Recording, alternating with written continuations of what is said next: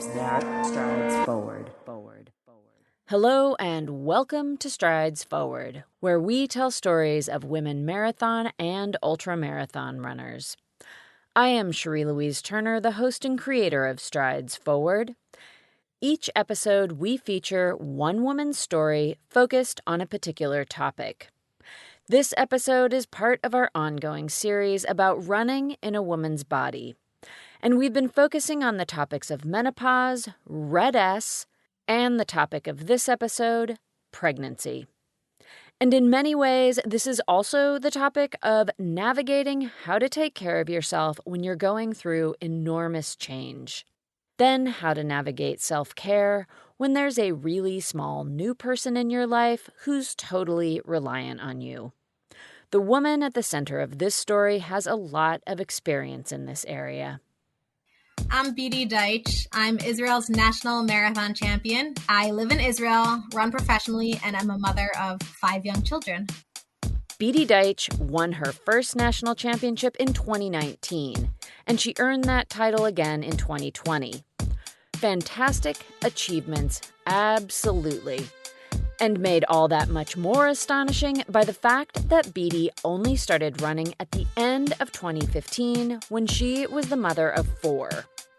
Add to that the fact that Beatie runs in modest dress, and you start to understand why she has become an inspiration to thousands of women, as well as men, and named as one of the 50 most influential Jews in the Jerusalem Post. Dressing modestly is a practice that Beatie has been following her entire life as an expression of her faith. I am a Orthodox Jewish woman, and I grew up in a very Orthodox Jewish community. The media might describe as Haredi or ultra-Orthodox. So growing up, I would say that I was definitely always an active, kid and loved sports, but I grew up in a community where there wasn't so many formal options for sports, and I never saw it as something you pursue. So while pursuing sports in a seriously structured way wasn't part of Beatie's plan early on, she would come to appreciate the role physical activity had played in her life once it was gone. I got married pretty young at 19, which is also normal for my community, and I had a baby at 20, and I had 4 kids in 6 years. And during those 6 years, I was super busy between taking care of my family, and we also lived on a college campus for 2 of those years and hosted hundreds of students every week. And I pretty much put myself on the bottom of the list without realizing it, until it got to the point where I just felt so out of shape and was so desperate to do something about it. Beatie, by her own description, is someone who's never been afraid of facing hard challenges. So when she decided to do something about being out of shape, she went big. I had supported my husband through a charity bike ride that's in the summer of 2015. And at the end of the summer, I said to him, that's it. I am going to do something. I want to run a marathon. And he was actually so supportive. He was like, all right, let's do it. I remember in October, around the beginning of October, we registered for the Tel Aviv Marathon in February of 2016. And we looked up training plans online. And I found Hal Higdon's basic training plan. And I had 4 months to train for it. And that is how I started running. Beatie had found a solid training program by one of the most respected go-to marathon experts, Hal Higdon. She had the support of her husband, and she didn't miss a beat when it came to the fact that mainstream running apparel didn't fit her needs for modest dress, which included a head covering, knee-length skirt over tights, and 3/4-length sleeves. When I started running, I just, initially I didn't buy anything specific. I didn't know about modest clothing companies that specifically made running gear. So I would wear whatever little light skirt I could find and a pair of leggings. But the more I paid attention to improving my speeds and time and getting the best shoes and gear. So like what I actually ended up doing that works for me is making that I wear in races is making my own skirt out of a Nike dry fit t-shirt, a men's dry fit t-shirt. I just found the material to be super light and comfortable. It's no frills. It has like an elastic waist. It's right to the length I want it. And I wear it over a pair of really light 3/4 boys tights, like legging tights that are super thin. And I'm wearing the boys ones because they're like a good length. Beatie had handled all of the details she needed to get started. And though she may not yet have known much about running a marathon, she was very clear on why she was doing it. I would occasionally go out for runs even during those 6 years. What I was like lacking most in my life was consistency, to like be able to get out the door and be consistent about exercising. And it was hard to find something that was motivating me. Like, and I couldn't really even afford like a gym membership at the time.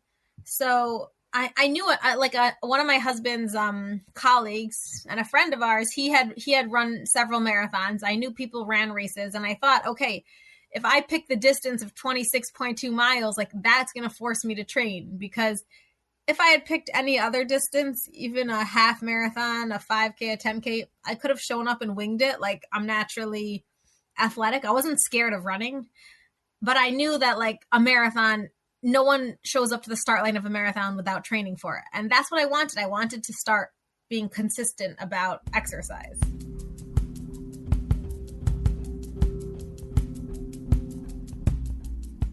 The marathon program Beatie had found would help her map out this consistent buildup to race day. Now, all that was left was figuring out how to fit the training in around work and caring for 4 small children. I think that what helped me was it didn't feel like such a dramatic shift, in the sense that I broke it down into like very small steps. Like, what do I need to do right now for the next day to get where I want to be in the marathon? So I had a 4-month training plan. So I said I can run 4 times a week. All I need to do is get out the door 4 times a week. And I looked at like my schedule. Every Saturday night, I have nothing going on. So my husband and I would have this built-in date night run. On Monday and Wednesday afternoons, I think I worked then like kind of part-time. I was working a full-time job, but calling it like part-time. But I remember I used to like take my kids with me to the track some days and just like run at the track with them there. And then Fridays I didn't work. So Friday mornings would become my long run day. And you don't start out running 20 miles. So I built up to it, slowly. And as Beatie began regaining some fitness, it became ever more clear that this was something she really needed in her life. I started running because I wanted to get in shape.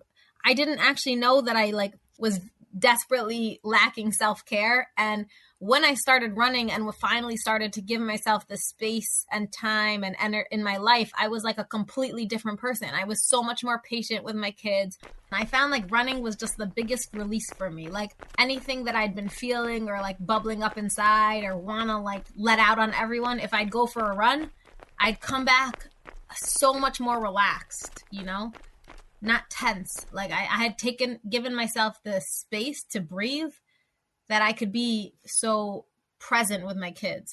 I was so much more like energy for my husband. Like I think my husband really saw the difference. I don't know if my kids appreciated it as much as I did, but I saw a complete shift in myself. And the more I think about it, the more I'm almost like I'm sad for myself for the 6 years I went without exercise, because I know how much I need it in my life now and how it changes me as a person and how beneficial it is for my mental health. Beatie's new running habit caused other healthy shifts, but there was also the reality that she had a really full life. My sleep habits did not shift. There just wasn't any. For a lot of my running, I slept very little. Only when I became like more professional did I start sleeping more. But my eating habits definitely shifted. I started paying attention more to like, I just started wanting to eat healthier. I think when you come back from a run and feel so good, you don't want to put junk in your body. It's like, oh, you want to eat like real healthy whole food. The motivation to keep running remained strong as Beatie continued to appreciate the many benefits consistent activity was having on her well-being. She was on track to be prepared to go the distance of a marathon. How fast she would run that distance, however, became a topic of discussion. When I signed up for that race, I was really the only goal I had was to cross the finish line. Like no time goal at all. When like a month before the marathon, my husband, who really does know me very well and knows that I am a competitive person, he was like, listen, you don't want to just cross the finish line of the marathon. You want to know when you cross the finish line that you gave it your all. And I remember I was almost like insulted by his comment because I'm like, are you kidding? If I cross the finish line of the marathon, that's the biggest deal. Like, you better be darn proud of that. However, with a little bit of urging and some dedicated workouts to improve her speed, Beatie's thinking about performance started to shift. But when her husband suggested she could run the marathon in 3.5 hours based on the speed of a half marathon that she'd done in training, she thought he was nuts. That would mean she'd have to run 1 mile every 8 minutes for every single one of the 26.2 miles of the marathon. That's a pace that would be a solid performance for much more experienced runners. Beatie was very reasonably doubtful of such an ambitious goal. So her husband suggested she start a little slower and gradually get faster.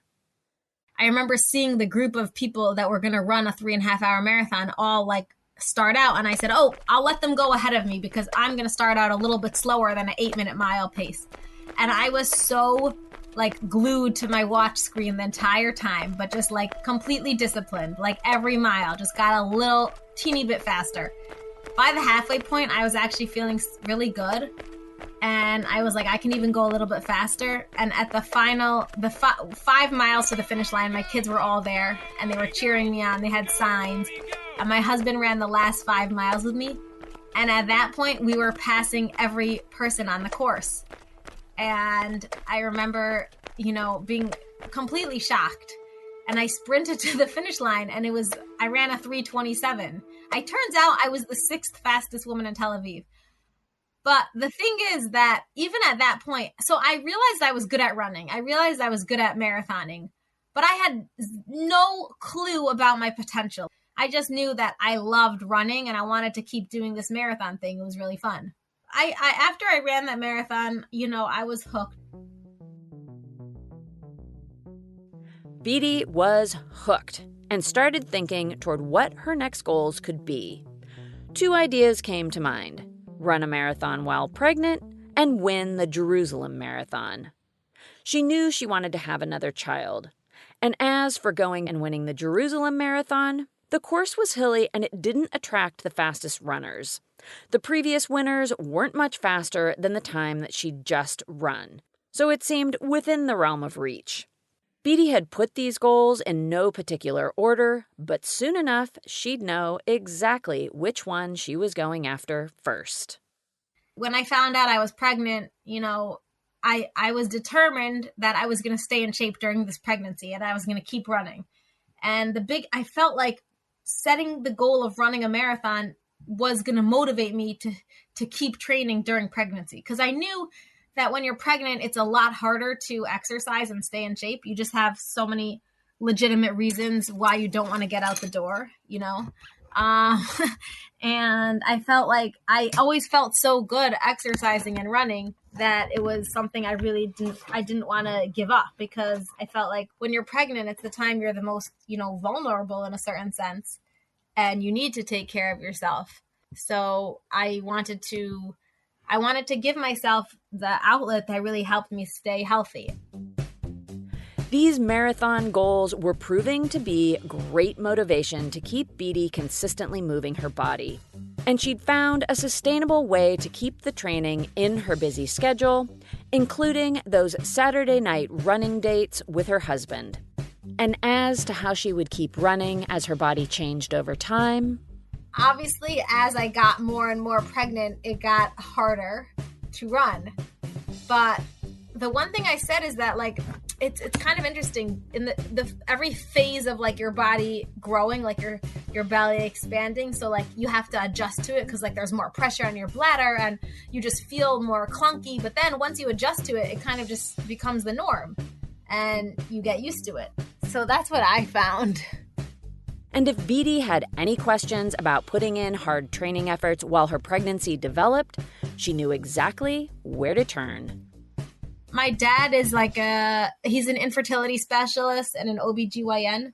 So he had been, fully supportive of it the whole time and told me I wasn't introducing anything new to my body. And as long as I felt good, I could continue running. And, that was what I listened to. And I had a very low risk, normal, healthy pregnancy. And I felt good the whole time. So my father was like, yeah, it's fine. Keep, it's good. And honestly, I mean, I didn't really have any questions. I remember I just would make sure to drink a lot, stay hydrated. And I paid attention to how my body felt, Beatie continued to feel good, so she continued to use this race goal as a way to stay fit week after week as the baby grew. And she was reassured in her efforts by the fact that she'd had so much experience with pregnancy already, and they'd all gone smoothly before. There was, however, the fact that by the time the marathon came around, she'd be 7 months along. I'm definitely, I think I'm probably an exception, but I also had this was my 5th kid, so I was super used to being pregnant. And I don't know, I don't remember I even would do track workouts pregnant. Like, I loved pushing myself. And I mean, I remember a couple times where I was like really working hard and breathing hard. And like, I would kind of ask myself, wait, is all of this worth it? But I just loved the feeling of being able to work towards a goal. And obviously, if I always said, if I had felt any kind of contractions at any point, I would have stopped, but I didn't. So Beatie listened to her body, she adjusted to its changes, and she continued to put in the miles. But of course, to the everyday passerby on the streets where she trained, they had no idea she had a marathon goal, that she was actually out running by choice. There were times where people would see me running on the street and people used to offer me rides. People would stop and offer me a ride and I'd be like, no, I'm fine. I'm just going to continue running. The thing I think in Israel, it's the culture kind of we do a lot of, it's normal to do hitchhiking here. So if someone sees you, usually people are holding out their hand or at a bus stop, but I had a few times where people saw me running and were like, do you need a ride? Are you okay? They probably just felt bad for a pregnant lady running, because it isn't the most common scene, not at all in Jerusalem. And by the time race day came, it was very obvious that Beatie was very pregnant. On the day, a series of missteps found her arriving at the start line a half hour after the race had already started. And while it wasn't the way that she had hoped to begin, this late start would turn out to have a wholly unexpected upside. And so I started running by myself. And what happened is I was going on the course one way and people were all coming back the other way. And afterwards, I read a post on some Israeli running group. Everyone was commenting we saw, who was that queen, that pregnant mother queen running in the race? She was amazing. And everyone said, we were all running one way and you were coming down. And we said, if she can do it, we can do it. So a lot of people were very kind of shocked, inspired by that race. Beatie reached her goal of running a marathon while pregnant, finishing in 4 hours, 8 minutes. A queen indeed. She'd been running alone behind everyone else, she was visibly not too far from her due date, and she was running in a skirt, head covering, and a long-sleeved shirt. And this was a marathon. For Beatie, this was her doing her thing. For just about everybody else, however, this was newsworthy. A video of her running the marathon went viral, and the media took note. And with that, Beatie was launched into the public eye for the first time. Beatie would finish her time as the pregnant runner a few months later with the birth of her second daughter and fifth child. And so began her transition from running pregnant to running faster. She had that goal of winning the Jerusalem Marathon now hanging out there. And in the least, she wanted to try to improve on the marathon performance she had had before she was pregnant. But first, she attended to the process of returning to running after pregnancy. After I gave birth, I took a month off of running. I remember when I had my daughter, when she was born, I felt so good. I literally was like, I'm ready to run a marathon. Because it was such a good labor experience. And I always tell people, like, running kept me in the best shape of my life for like pregnancy. Like my body was just so toned and like able to handle it so well. And, I felt really good. And I felt like I was totally back to myself. And I thought, I'm pretty sure I asked my father, I was like, can I start running slowly again? And he said it was, fine. So I started picking it up again after a month. Beatie felt great after that month of rest and recuperation, but she was also mindful of some of the after effects of being pregnant, including diastasis recti, a separation of the abdominal muscles, which is fairly common with pregnancy.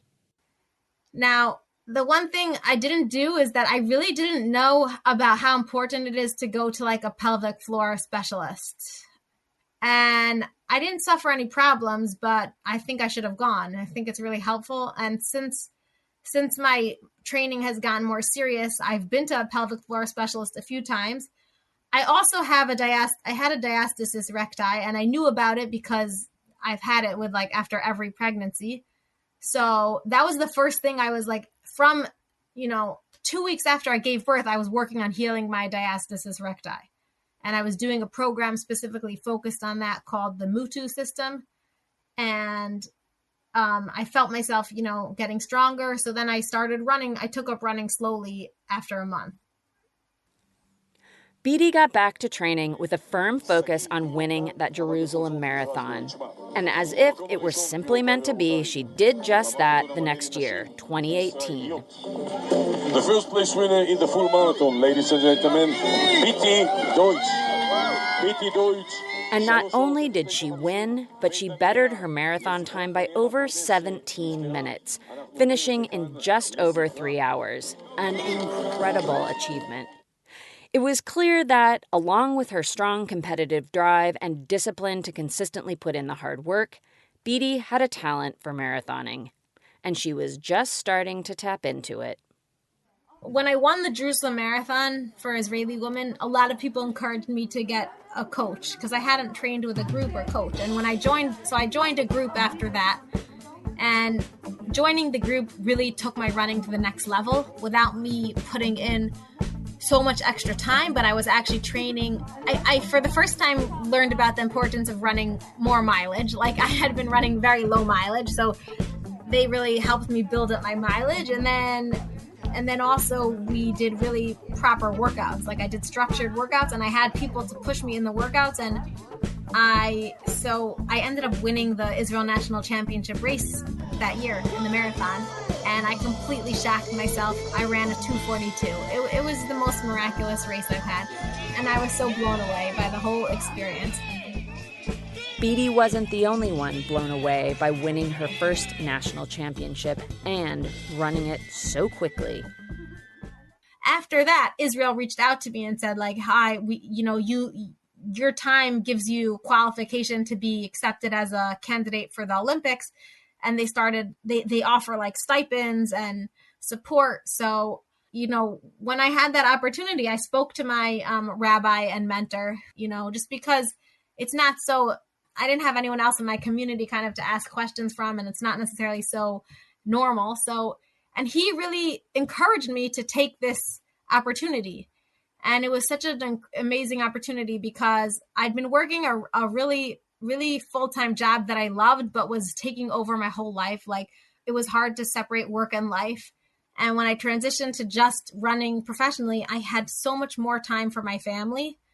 And I was doing something I really loved. And my rabbi told me I'm making a difference in the world in a way that's super unique, like no one else can. And so I didn't feel bad about leaving the job where I had been making a difference in the Jewish community, because I knew I'm continuing that just in a different way. Now, as a full-time runner and mom, Beatie has continued to explore the depths of her potential in the marathon, and she continues to lower her marathon time.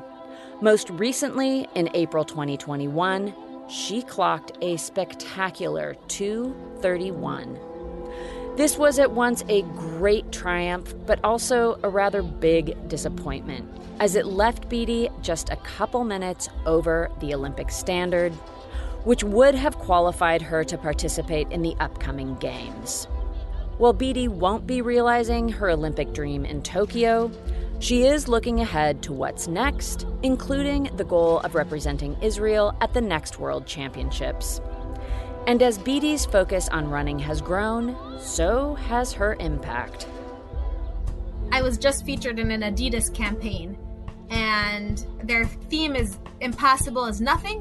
And they chose the words, where some see, for me to be featured, the ad says, where some see an orthodox runner, I see my belief pushing me forward.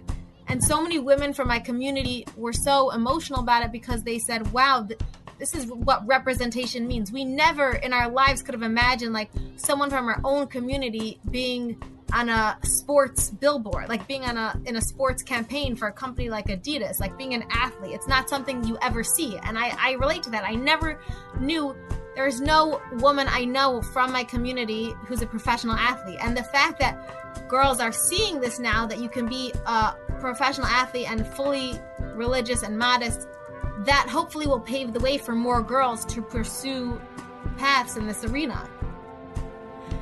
Beatie's visibility as an Orthodox Jewish woman who is also a competitive runner is having an impact in other meaningful ways as well. Yeah, so in Israel, I would say that like there's a really big, barrier between the secular Israelis and the ultra-Orthodox community. And both communities don't understand each other. And I found that sports is like a really great way to like break down those barriers. And so and I've heard from so many like Israelis who could have been like anti-religious themselves, that I like changed their perspective on things, and they started to feel more open and positive towards religious communities, and that they like just feel more connected because they know me, and they realize that, wow, these people are actually normal and we can relate. And so it's cool to be able to shatter those stereotypes.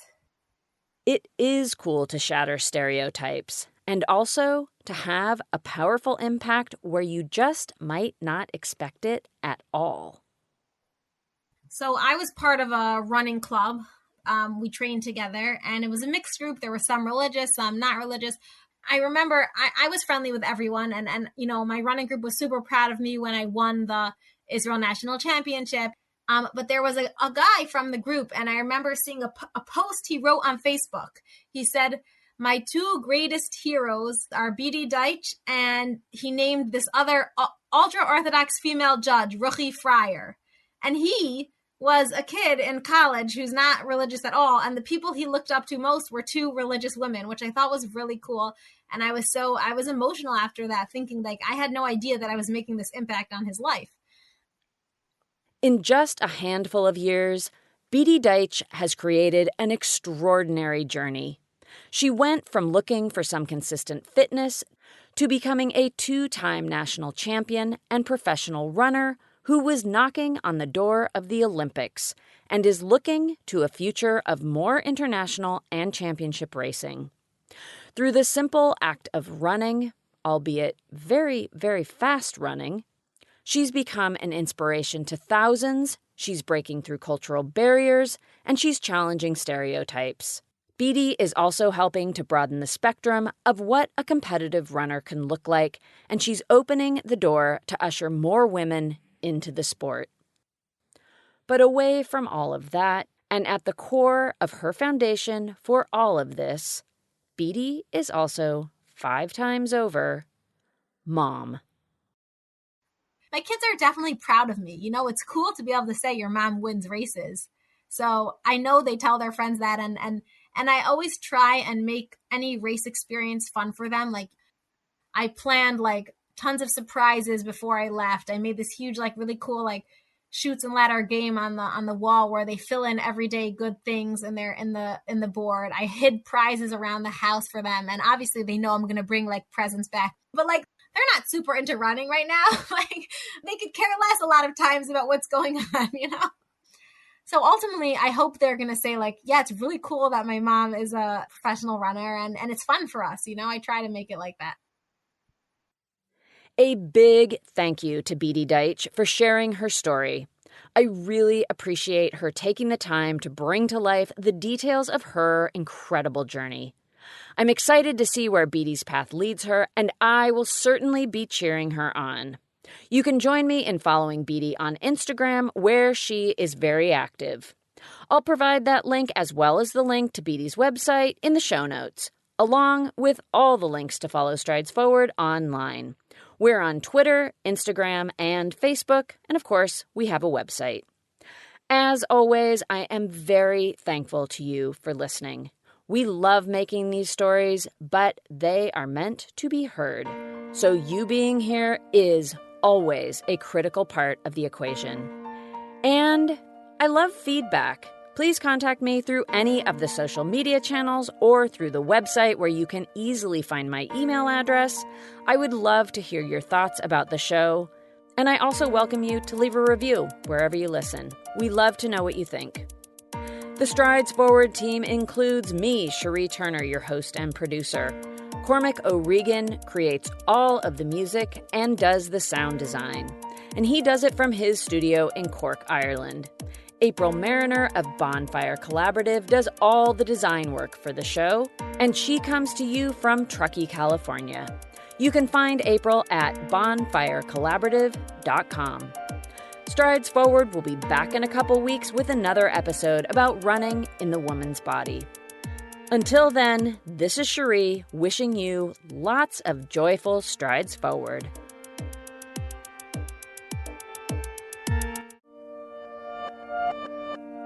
Whoops, that strides forward.